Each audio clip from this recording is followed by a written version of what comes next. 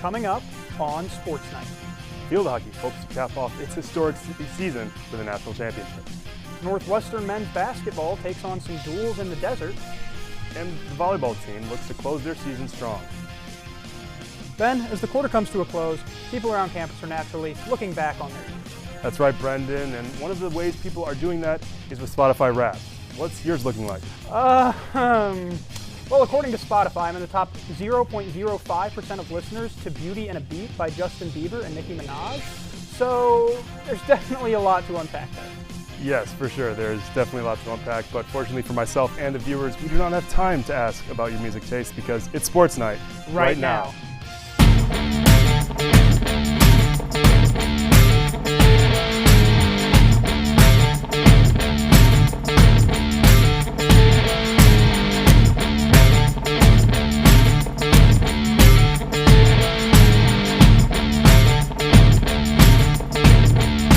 Welcome on into Sports Night. I am Brendan Preisman. He is Ben Wojcicki, and we could not be happier to have you with us for our final show of 2024. That's right, Brendan. It's been an absolutely phenomenal year for Northwestern athletics, and we've been privileged to take you along with the journey.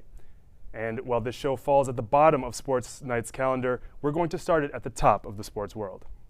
Indeed, we are. Northwestern field hockey put together the best season in program history, and on November 24th, they had a chance to cap it off with a crown. The Wildcats waltzed into Ann Arbor for the Final Four after scoring 12 combined goals in their first two NCAA tournament games.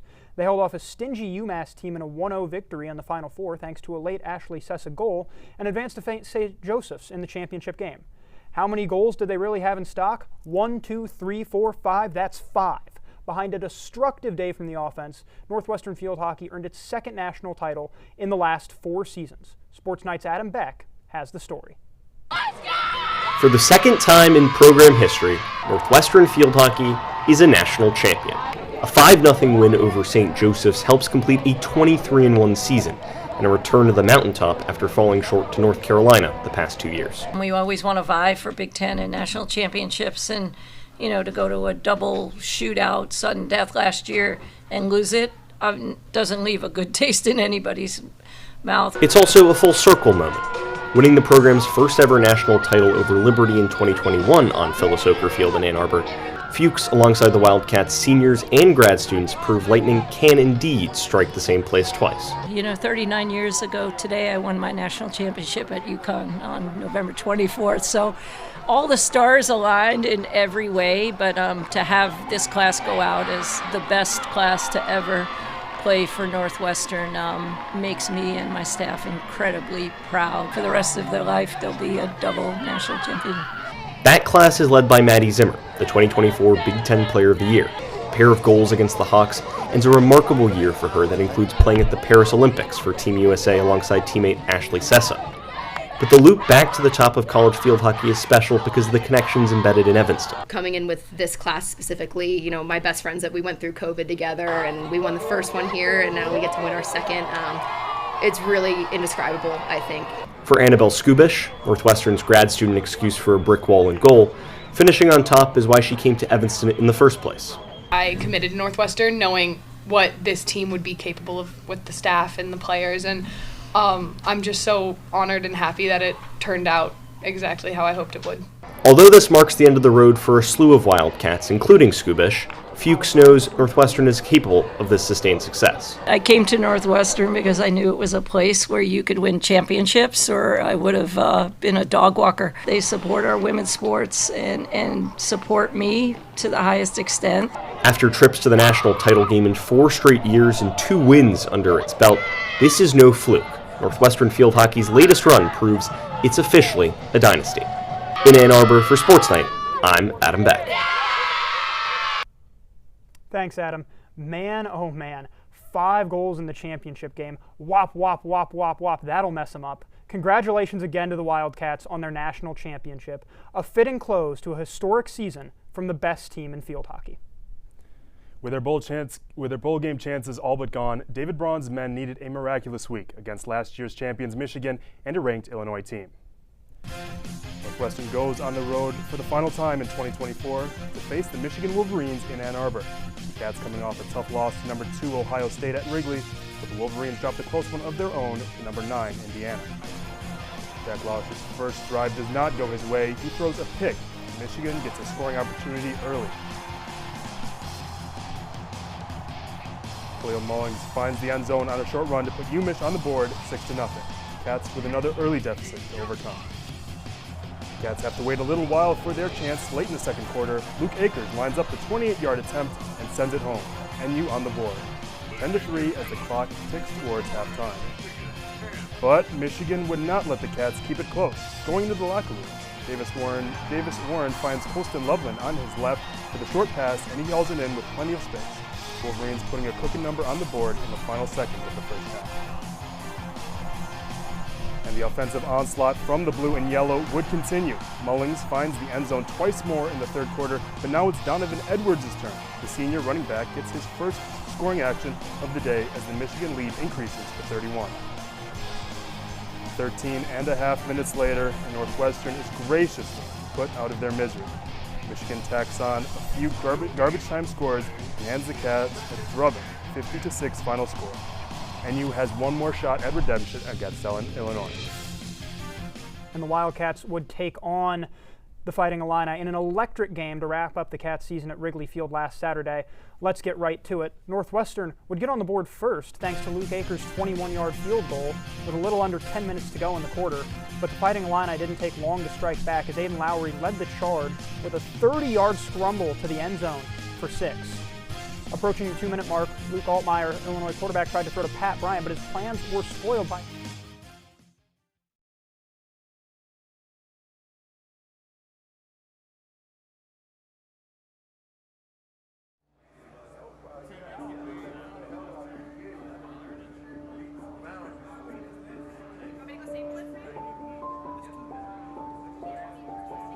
Trying to work my way out of the prison system was the most difficult challenge of my life. It only became tangible once I became a Northwestern student.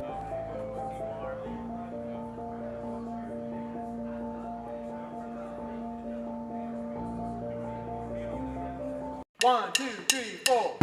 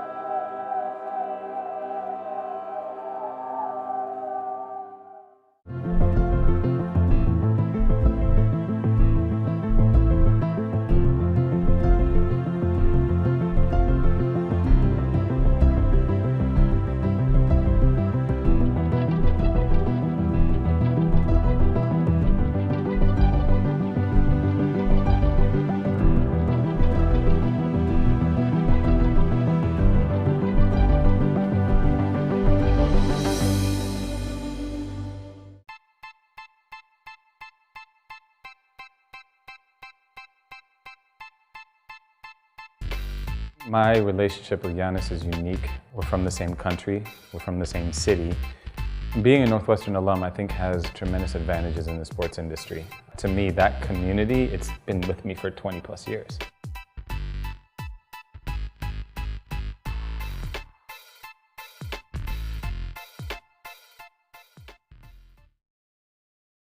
Welcome back to Sports Night. The mercury is dropping at massive rates. It's less than 25 degrees outside, Brendan. It certainly has been. It is chilly. Luckily, basketball is an indoor sport, and there's a lot of basketball to talk about. It's almost, quite frankly, too much basketball. How many games do we really got? I mean, it's too many options. Well, unlike John Stockton, we're not going to be passing on any of them. As the calendar flipped to December, all eyes were on Chris Collins' squad as they looked to build on consecutive March Madness appearances. A wild 2 weeks for men's basketball sees the Cats travel to Arizona before beginning their conference slate against Iowa. But first, they welcomed Pepperdine to a packed Welsh Ryan Arena. The Pepperdine Waves took the long trip from Malibu to face off against the Northwestern Wildcats, who are looking to extend their perfect 4-0 record at the Welsh. Early action here, Brooks Barnheiser drives to his left, pumps, and gets the nice reverse layup to go. Strong start for the captain. Now it's the Waves on the break. Cats in position. The pass is nearly intercepted by Barnheiser, but instead it's an easy drive and layup for David Mager. This time the Waves weren't as lucky. Justin Mullins picks off the pass and ends the solo fast break with a monster one-hand jam. That was one of 2 steals for number 20. Pepperdine under pressure again, and it's another steal for the Cats. Barnheiser is pushing, looking for the layup, but he passes it out to Mullins, who kicks it to Martinelli for the 3. Cats up 12 at the half. Dorovic driving, he kicks it out to Odom, who creates some space and finds his big Koulibaly for the easy deuce. Inbound play for the Cats. Leach gets it to Barry, over to Nicholson, who executes the DHO to perfection, and Leach delivers the points with a nice pull-up. Another inbounds play. They are looking for Leach again, and Hunger's screen gives him the space to pull and drain the corner 3. Pepperdine swinging the rock around, looking for any offense, and Taja Duke capitalizes with a nice inside-out layup on Barnheiser. But Northwestern was just too good. Leach surveys, kicks it left inside to Martinelli, who finds a wide-open KJ Wyndham, and the lefty nails the nifty floater to seal the deal for NU. The Cats would go on to win 68-50 on the backs of Leach, Martinelli, and Barnheiser, who combined for 54 points. Solid win at home for Northwestern. Northwestern men's basketball spent the Thanksgiving break in Arizona, and the Cats started the Arizona tip-off tournament in a bit of a food coma. Facing off against Butler, the Cats trailed 21-8 with just under 8 minutes left in the first half, before a late surge by Northwestern to cut the deficit to just 31-28 at the break. Despite a much better second half offensively, both Brooks Barnheiser and Nick Martinelli missed shots at the rim in the final seconds. Northwestern fell 71-69 to the Bulldogs. But the action in Arizona wasn't over just yet. In the third-place game, Northwestern took on UNLV, who was hungry for a bounce-back victory after an 80-58 blowout by the hands of Mississippi State. The Cats didn't score much against the Runnin' Rebels, but the offense was much more efficient, as the Cats shot 40% from both the field and from beyond the arc. Brooks Barnheiser scored 23 points with 4 3-pointers and 6 assists, while Jalen Leach tallied 15 points of his own and went 3 for 3 from beyond the arc. Those two led the way as the Cats claimed a 66-61 victory against UNLV. The Runnin' Rebels, certainly not like us, Cats finish in third place at the Arizona tip-off. It's prime hunting season, and the Hawkeye was the animal of interest for men's basketball this past Tuesday, as they faced Iowa in their Big Ten Conference opener. Some great ball movement here by Northwestern allows Nick Martinelli to do what he does best, get buckets. Bang! The Cats' leading scorer gets them on the board first. However, Iowa came roaring back and took command of this one early. Peyton Sanford gets this floater over Luke Hunger to drop, and Northwestern is going to find themselves in a deep, deep hole. Off the steal, Brock Harding finds an outlet in Josh Dix for an easy 2. The Hawkeyes, preying on the Cats who looked like deer in headlights, went into halftime up by 10. In the second half now, Captain Brooks Barnheiser started a 13-1 run with this jumper en route to his 3rd consecutive 20-point performance. The Cats kicked it into high gear, scoring 10 unanswered points from then on. This cold-blooded 3 from Barry cuts the deficit to 1. Barry would set a season high with 20 points of his own. Off the feed, Luke Hunger drives into the paint, misses the layup, but down the first lead of the night. But down the stretch, Brock Harding stings the Cats again by getting this tough and one against Blake Smith. One missed free throw later, and Iowa's chances rest on a do-or-die inbound play. Josh Dix here chucks up a prayer, and no way. Are you kidding? A 40-foot heave finds the bottom of the net. Northwestern drops this matchup in heartbreaking fashion. A disappointing result after a hard-fought comeback. After that brutal loss to Iowa, Northwestern will need to pick themselves up as a tougher task looms. Number 19 Illinois will make the trip up to Welsh Ryan tomorrow night. Turning now to the women's side, the Wildcats are finally getting their feet back under them after a slow start to the season. On November 23rd, Northwestern picked up a tough loss in a matchup against a top-tier Harvard squad. The Cats held a small lead at the start of the contest and stuck with the Crimson for the most part, keeping things close after the first, only trailing Harvard by 3.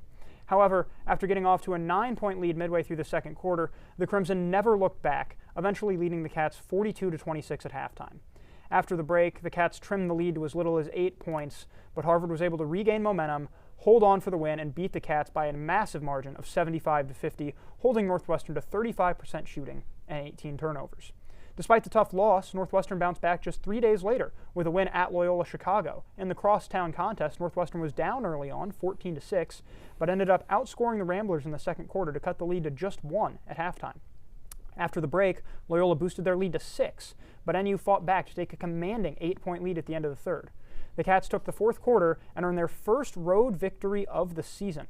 Taylor Williams finished the night with 22 points and 14 rebounds, her best game in a Wildcats jersey. Next up for the Cats, a home game against Cornell. Sunday afternoon action at the Welsh, and Willie's ready for basketball. Cats taking on Cornell. Let's get into it. Early in the first, Taylor Williams tries to get one, no good. But there for the rebound and the follow-up is Grace Sullivan, and she would have a day. 22 points in total for the junior.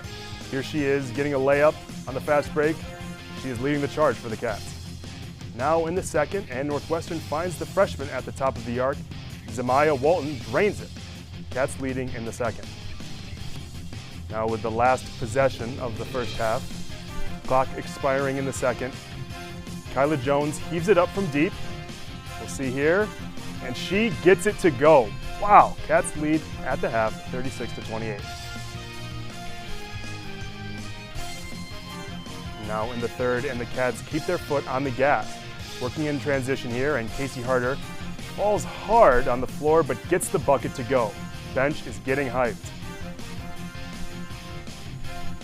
Cornell starts to inch back in the third. Emily Pett for 3. She's got it. Now just a 3-point game. Cornell fans liking what they're seeing. But Northwestern takes their defense up a level. Cornell would not score for the last 6 minutes of the game.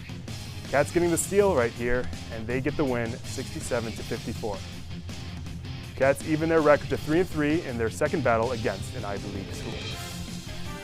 Northwestern took on its Cross-City foe DePaul last night, looking for their first win versus the Blue Demons since 2014. Early in the first quarter, the Cats would get off to another hot start on the fast break.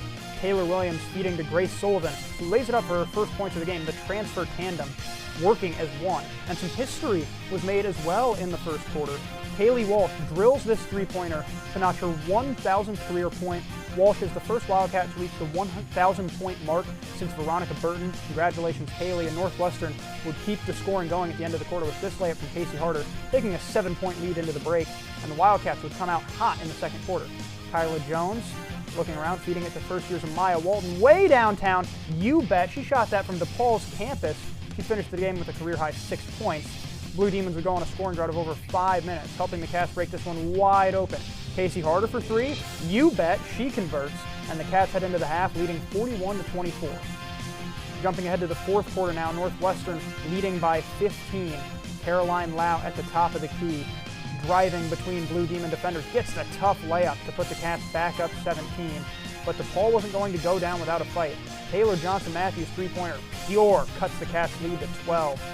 5 minutes later, Northwestern still yet to score since Lau's layup, and it's Johnson-Matthews again driving to the cup, converting the layup. Wildcats lead down to 4, under a minute to play. Grace Carstensen trying to get DePaul within 1 score, but her 3 is no good. Tough fourth quarter, but Northwestern survives the Blue Demons' comeback. They win 64-58, extending that winning streak of theirs to 3. You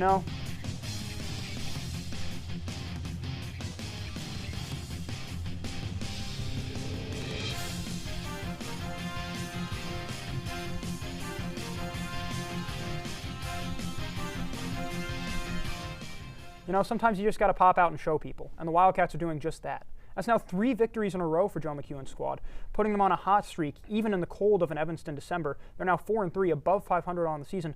They'll try and keep that win streak alive this weekend when they visit 23rd ranked Michigan on Sunday. When we come back, we'll take a peek at some Big Ten volleyball.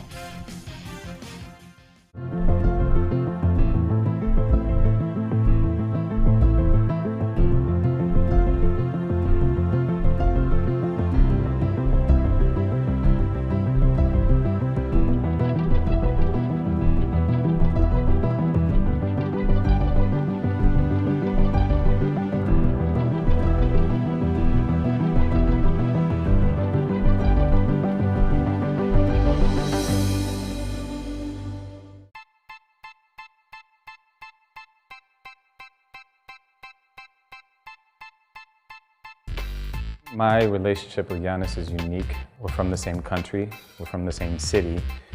Being a Northwestern alum, I think, has tremendous advantages in the sports industry. To me, that community, it's been with me for 20 plus years.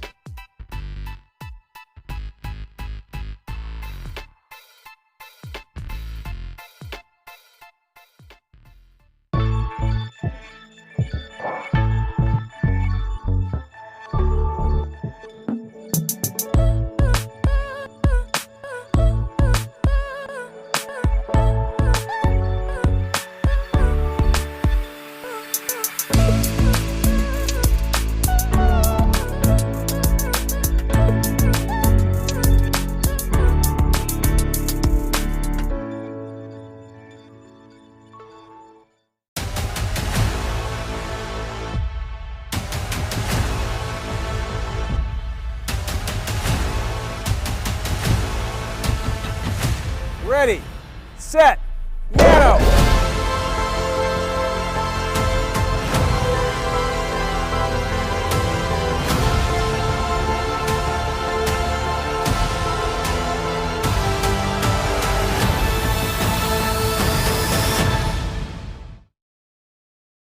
Welcome back to Sports Night. Sorry about that. We were off last week due to Thanksgiving break, but I know one thing we're both thankful for is to be here on desk with you all, back in the new studio. It's a wonderful time to be on Sports Night. Definitely is.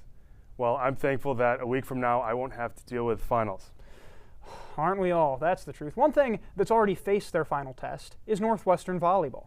That's right, Brendan. The Cats closed their season with a homestand followed by a trip to the great state of Michigan. Here's how they fared. Looking to snap a two-game losing skid, volleyball welcomed the Trojans on November 21st at the Welsh Ryan Arena. The Cats got off to a fighting start, just barely dropping the first set 26-24. They rallied behind four aces in the second set for a 25-21 win to tie the match. But they lost the next two sets as the Trojans came out on top. Northwestern hosted Rutgers 2 days later as it celebrated its senior night. The Cats started out hot, winning the first set 25-23 before dropping the second set 25-17. They fought tooth and nail in the third and fourth sets, but would end up losing both by a score of 25-23. But despite the loss, junior Rylan Reed had herself a day, recording a career-high 19 kills. Hoping to avoid a fifth straight loss, the Cats traveled to East Lansing last Wednesday to face Michigan State. The Spartans controlled the first set with a commanding 25-16 victory, which they followed up with a closer 25-22 victory to take a 2-0 lead in the match. However, the Cats were not going to let the Spartans get the sweep. In a lengthy third set featuring 7 different lead changes, the Cats escaped with a 31-29 set victory. However, their energy fizzled out quickly as they dropped the fourth set 25-12 to lose the match. Following the trio of losses, Northwestern would take a trip to Ann Arbor to face the Michigan Wolverines. Northwestern women's volleyball closing their season, traveling out to Ann Arbor, taking on the Michigan Wolverines. Michigan only 1 point out from putting away set 1, but Catherine Randorf says, not on my watch, keeping the Cats in it, knotting things up at 24. But after a back-and-forth struggle, Michigan would take the first set 27-25 off of this nice quick kill by Kendall Roth. The Cats find themselves down again in set 2, but not for long. Bouze Hazan spikes it past the Michigan players to tie it at 17, but the Cats couldn't hold on in this set either. Michigan gets it over, and Alexa Rousseau just cannot return the ball. Michigan up 2-0. Rylan Reed with the ace. Michigan can't adjust after the ball taps the tape. Set 3 looking good at the start for Northwestern. And it would stay good. Set point for the Cats, and Hazan finishing off set 3 with a bang to put the Cats back in the match. A harder spike than Mike's Lemonade. Michigan still up 2-1 though. Cats down big early, but they start clawing back. It's Rylan Reed with the kill. Deficit falls to just 4. Northwestern looking to steal this fourth set. Bump, set, spike, Sophia Summers. Boom, baby. Northwestern ties the match at 2-all, headed to a decisive fifth set. Cats down a couple, but Catherine Randorf narrows the gap with this kill. But the comeback was not to be. The Wolverines put away set 5, 15-10 with that cross-court kill, and that would end the Cats' night and their season. Volleyball finishing out 2024 at 5-23 overall. So Coach Tim Nolan's first season in Evanston comes to an end with that record of just 5-23.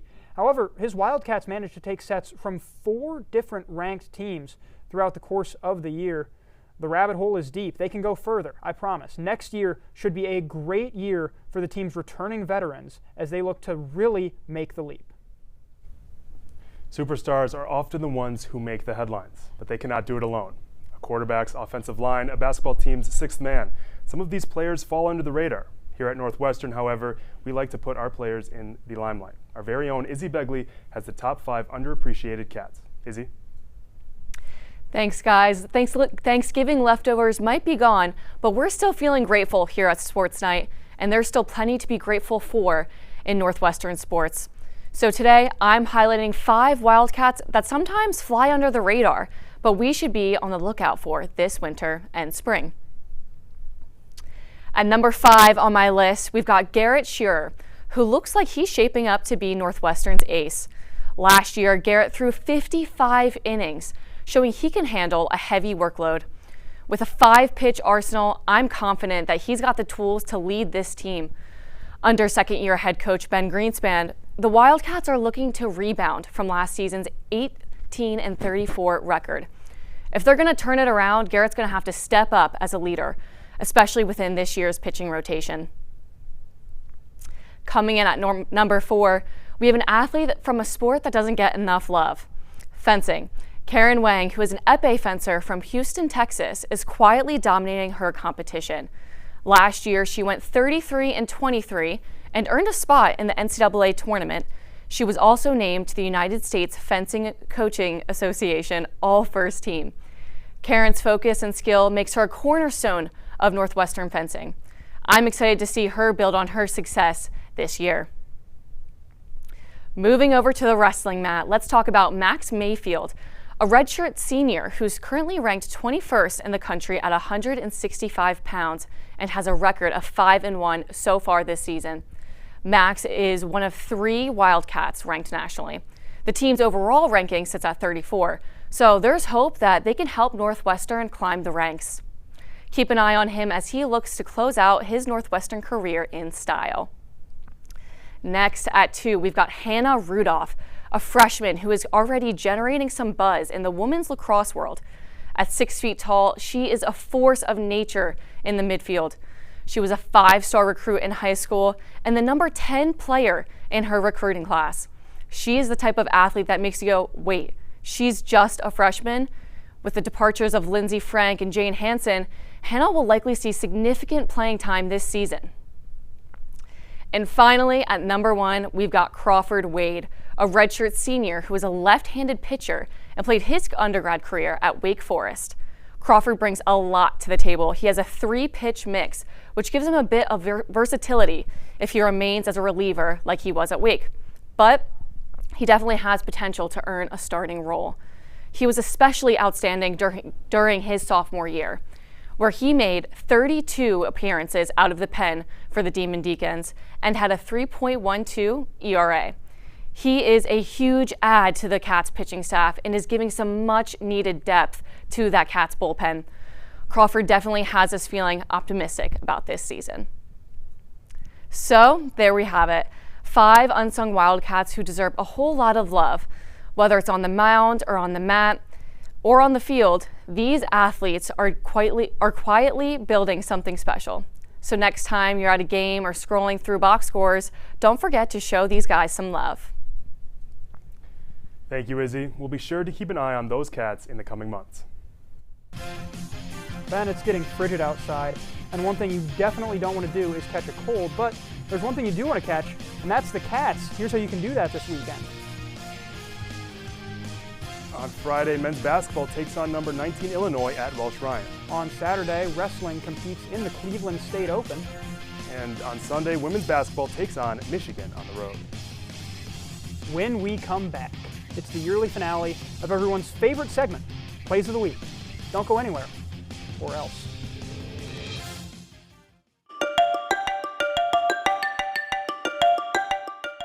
I'm Kelly McEvers, founding host of the NPR podcast Embedded. I'm James Edwards, host of the Unresolved podcast from Frontline. I'm Antonia Cereijido, former senior producer of Anything for Selena podcast and current executive producer at Elias Studios.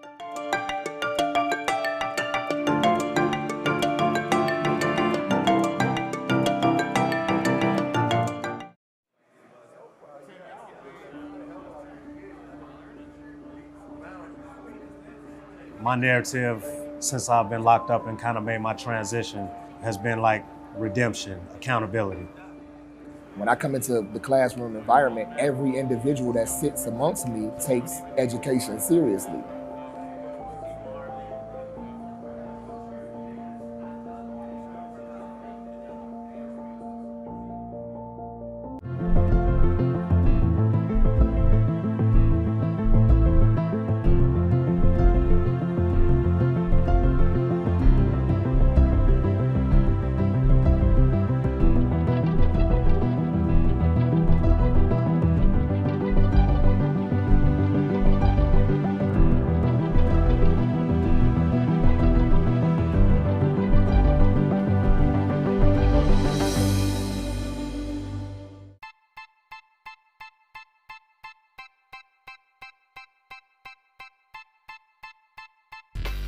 My relationship with Giannis is unique. We're from the same country, we're from the same city. Being a Northwestern alum, I think, has tremendous advantages in the sports industry.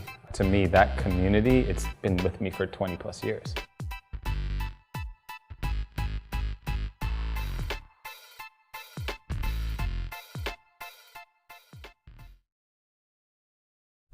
Welcome back to Sports Night. Unfortunately, this is the last time you'll see us here in 2024. Ben, don't say that. You're going to get the viewers sad. Oh yeah? Well, I know something that'll cheer them up. Really? What's that?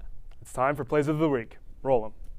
Coming in at number 3, football's final game of the season at Wrigley Field.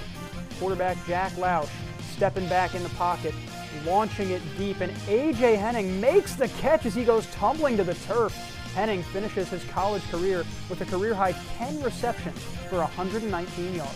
At number 2, we've got some hoops, women's basketball battling DePaul. Kaylee Walsh pops the 3, and with that, she surpasses 1,000 career points. What a milestone for her.